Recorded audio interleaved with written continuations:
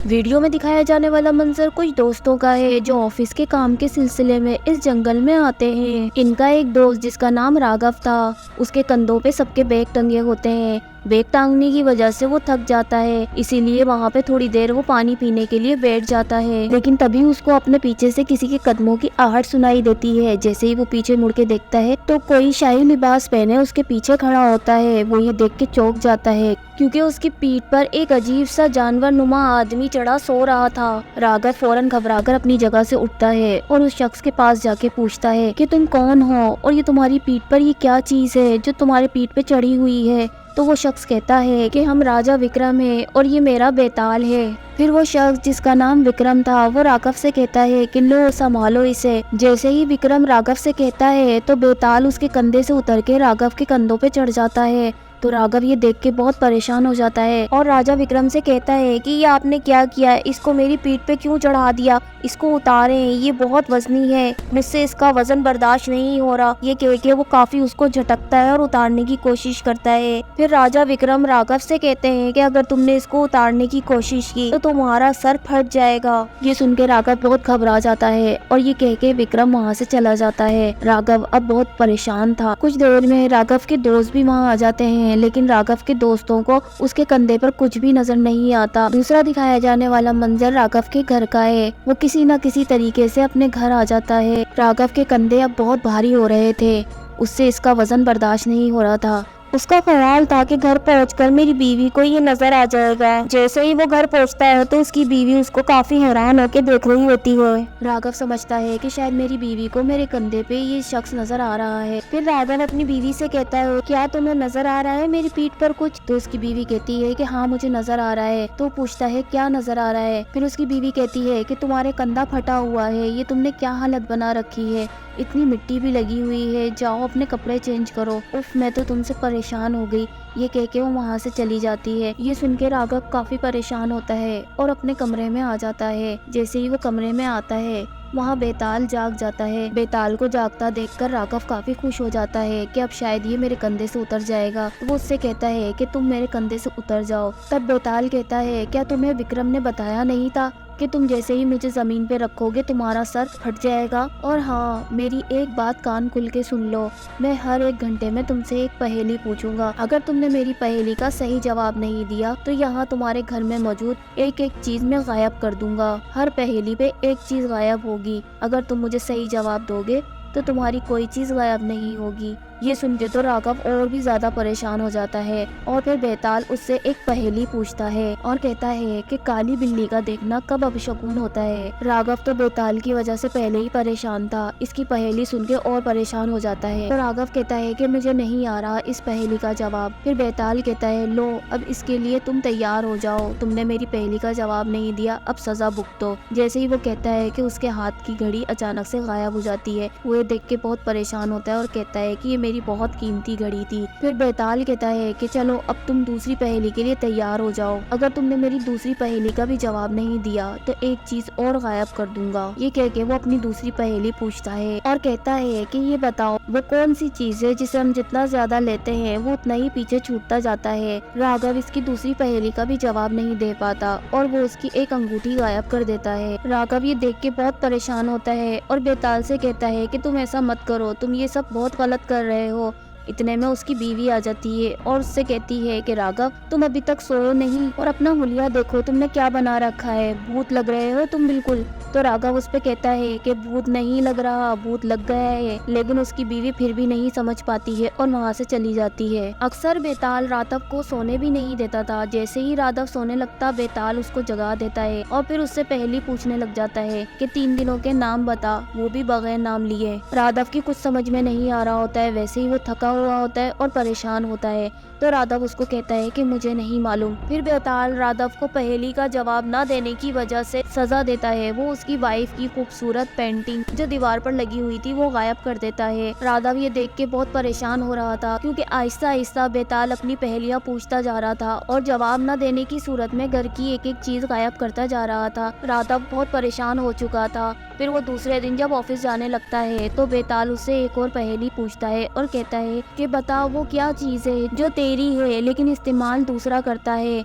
राघव परेशान हो जाता है और सोचने लगता है, लेकिन उसके कोई जवाब समझ में नहीं आ रहा था, इसलिए वो बेताल को मना कर देता है, जिसका नतीजा ये होता है कि जब राघव ऑफिस जाता है तो बेताल उसके कंधों पर ही होता है और राघव अपने बॉस से बदतमीजी करता है, वो सिर्फ बेताल की वजह से। और फिर बेताल की वजह से ही उसको अपनी नौकरी से हाथ धोना पड़ता है, क्योंकि उसने पहेली का जवाब नहीं दिया था। राघव बेताल से अब बहुत ही परेशान हो चुका था, क्योंकि उसी की वजह से अब उसकी नौकरी भी जा चुकी थी। फिर दूसरे दिन राघव अपने कमरे में खड़ा होता है। इस टाइम पे बेताल सो गया होता है।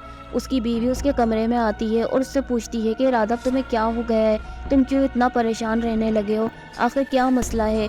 तो राघव कहता है कि तुम नहीं समझ सकोगी और जो मैं तुम्हें बताऊंगा तुम उस पर बिल्कुल भी यकीन नहीं करोगी, बल्कि और मेरा मजाक ही उड़ाओगी।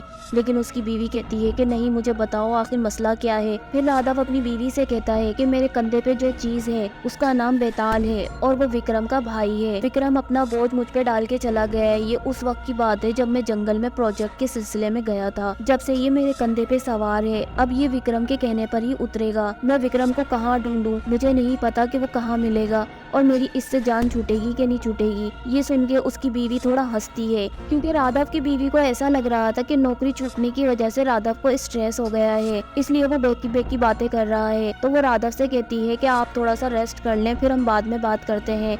इतने में बेताल जाग जाता है और हंसने लगता है, तेरी बीवी ना बहुत बेवकूफ है, वो तेरी बातों पर कभी यकीन नहीं करेगी। तो फिर राघव अपनी बीवी से कहता है कि वो तुम पर हंस रहा है और तुम्हें बेवकूफ कह रहा है, जिस पर राघव की बीवी हंसती है। वो राघव की अभी भी कोई बात नहीं समझ पा रही थी और कहती है कि चलो हम ड्राइव पर चलते हैं। पीछे से उसकी बेटी आ जाती है, कहती है कि मुझे पिज्जा खाना है। फिर वो लोग पिज्जा खाने के बाद घर वापस आ रहे होते हैं। तो रास्ते में राघव अपनी बीवी को समझाने की कोशिश करता है और उसको बहुत बताने की कोशिश करता है कि मेरी मदद करो, मेरे कंधों पे बेताल बैठा हुआ है। लेकिन उसकी वाइफ अभी भी यकीन नहीं कर रही होती है, जिसपे बेताल कहता है कि इसको मेरे वजूद पे यकीन नहीं है और ये मेरी शान के खिलाफ है।